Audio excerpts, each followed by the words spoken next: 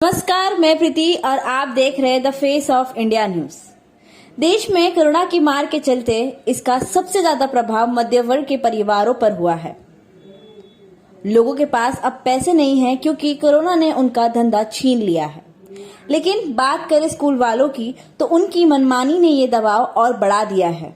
School वाले पूरी fees देने की मांग कर रहे थे, जिसे लेकर काफी अभिभावकों ने स्कूल प्रशासन के खिलाफ आवाज उठाए थे।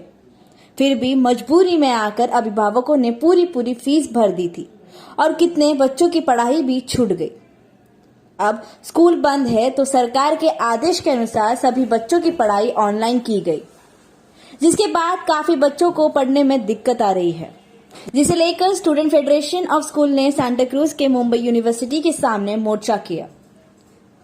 इनकी बस यही मांग थी कि पहले की तरह स्कूल फिर से शुरू हो जाए। इनकी तकलीफों के बारे में आज द फेस ऑफ इंडिया की रिपोर्टर स्वाति और प्रीति ने दी। नहीं चलेगा, नहीं चलेगा, नहीं चलेगा। स्कूल कॉलेज खोलना होगा, खोलना होगा, खोलना। नमस्कार, मैं स्वाति द्विवेदी आप सभी दर्शकों का द फेस ऑफ इंडिया में स्वागत करती हूँ। इस समय मैं मुंबई यूनिवर्सिटी कलीना के सामने मौजूद हूँ। आप देख सकते हैं ये मुंबई यूनिवर्सिटी मुंबई विद्यापीठ है। अब देखिए यहाँ पर लोग डिजिटल जो ऑनलाइन पढ़ाई हो रही है उसको लेकर यहाँ पर स्टूडेंट ऑफ फेडरेशन की तरफ से यहाँ पर मोर्चा कर रहे हैं। उनका कहना है कि डिजिटल हो जाने की वजह से कुछ लोग ऐसे हैं जो अभी तक पढ़ाई नहीं कर पाए हैं, कुछ लोग की शिक्षा जो अभी तक रुक गई है। 2 साल की बात करें, 2 साल में कुछ ऐसी लड़कियां हैं जिनकी 2 साल शिक्षा रुकने के कारण उनकी जल्द ही शादी हो गई है और ऐसे बहुत सारी तकलीफ है। आइए इनसे उस बारे में बात करते हैं। बेसिकली गए 2 साल से जो एजुकेशन सिस्टम की वाट लगी हुई है, हम कह सकते हैं कि बच्चे घर बैठे जो हॉस्टल में यूनिवर्सिटी में रहने वाले बच्चे हैं वो ऑनलाइन एजुकेशन नहीं ले सकते। हर किसी के पास ऑनलाइन एजुकेशन पर्याय नहीं है। हमारा महाराष्ट्र जो है ऑलमोस्ट 80% एरिया ट्राइबल इलाका है। उसमें बहुत पिछले तख्तों में से आने वाला यूनिवर्सिटी लेवल के बच्चे होते हैं। अभी हॉस्टल्स बंद होने के कारण ना स्टूडेंट एजुकेशन ले रहे हैं, ना उनके पास मोबाइल है, ना इंटरनेट की सुविधा है। हम लोग टेक्नोलॉजी के लिए ना नहीं कह रहे हैं, बस वो टेक्नोलॉजी हमारे पास है क्या और उसके ऊपर आप एजुकेशन सिस्टम 2 साल से चला रहे हैं। दूसरी चीज़ है कि पूरे यूनिवर्सिटी के अंदर जो फंड रहता है, आकस्मिक फंड रहता है, इमरजेंसी फंड रहता है, वो फंड यूनिवर्सिटी लेवल पे डिसाइड होके पीएम फंड के लिए वो दे नहीं सकते क्योंकि वो यूनिवर्सिटी का फंड है। वो जो बच्चे घर पे बैठे हैं 2 साल से, जितनी आर्थिक व्यवस्था में लोग फंस गए हैं, महंगाई एक तरफ बढ़ रही है, उसकी वजह से ना स्टूडेंट फीस भर पा रहे। तो आखिर किस बात को लेकर आप लोग इतना प्रोटेस्ट कर रहे हैं? देखिए, मुद्दे तो कई सारे हैं कि यूनिवर्सिटीज़ ओपन हो जानी चाहिए, ड्रॉप आउट्स रुक जाने चाहिए, यूनिवर्सिटी का जो फंड है प्रॉपर डिज़ास्टर मैनेजमेंट के जो अंडर आता है उसे एजुकेशन में इस्तेमाल होना चाहिए, ना कि डाइवर्ट होना चाहिए। तो मैं इससे जुड़ी 2 बातें कहना चाहूँगा कि जो ड्रॉप आउट्स हो रहे हैं, पहली बात जो बड़ा मेजर इशू है कि ऑनलाइन क्लासेस और ऑनलाइन एग्जामिनेशंस के वजह से आदिवासी बच्चे जिनके पास स्क्रीन्स, स्मार्टफोन्स नहीं पहुंच पाए, लेक्चर्स नहीं हो पाए, उनको वो ड्रॉप आउट कर रहे हैं। एक तो आदिवासी तबके का इकोनॉमी पहले से ही गिरता चला जा रहा है, दूसरी तरफ एजुकेशन सेक्टर भी आदिवासियों के लिए, आदिवासी रूरल डेवलपमेंट के लिए बहुत बड़ा चैलेंज बन के उभर के आएगा। ये तो सभी जानते हैं कि जिन्होंने ऑनलाइन एग्जामिनेशंस और लेक्चर लिए हैं वो किस तरह पास हुए हैं, ये बताने की ज़रूरत नहीं है। तो क्या ज़रूरत है फिर आदिवासी बच्चों को ड्रॉप आउट्स देने की, पहली बात। और जब रूरल डेवलप नहीं होगा तो जो देश की धरोहर है, देश की जो मेन ज़मीन है, वो किस तरह डेवलप होगी।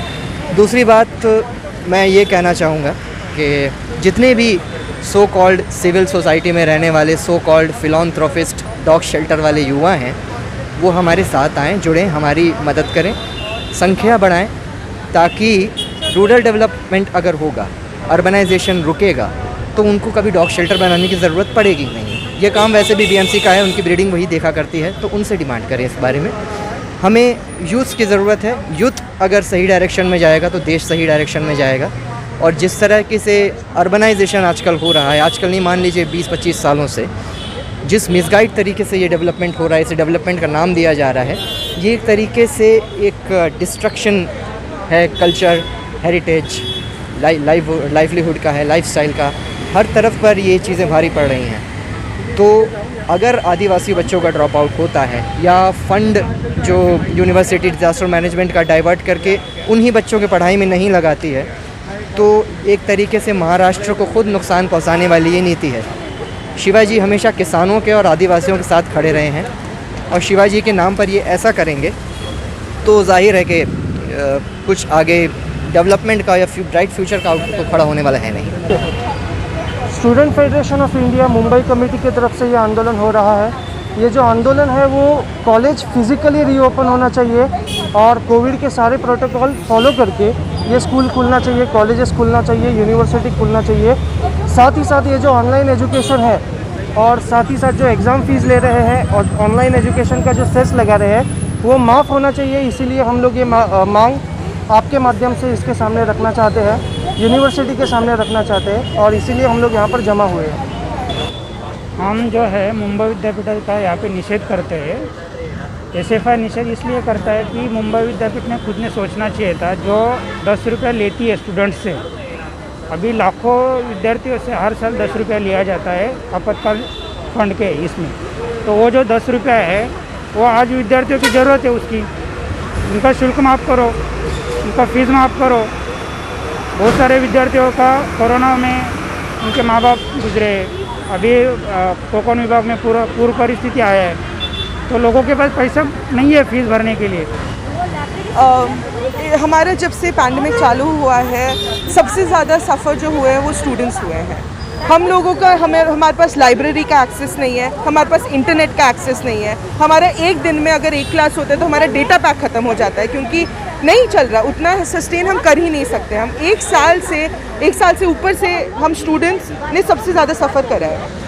और इस टाइम पे अगर हर चीज़, आज ही मुंबई में आया है आर्टिकल कि मॉल्स खुल रहे हैं, रेस्टोरेंट्स खुल रहे हैं। अगर मॉल्स और रेस्टोरेंट्स खुल सकते हैं तो हमारे यूनिवर्सिटीज़ क्यों नहीं खुल सकते, जहाँ पे हम आज स्टूडेंट्स हम आते हैं पढ़ने के लिए।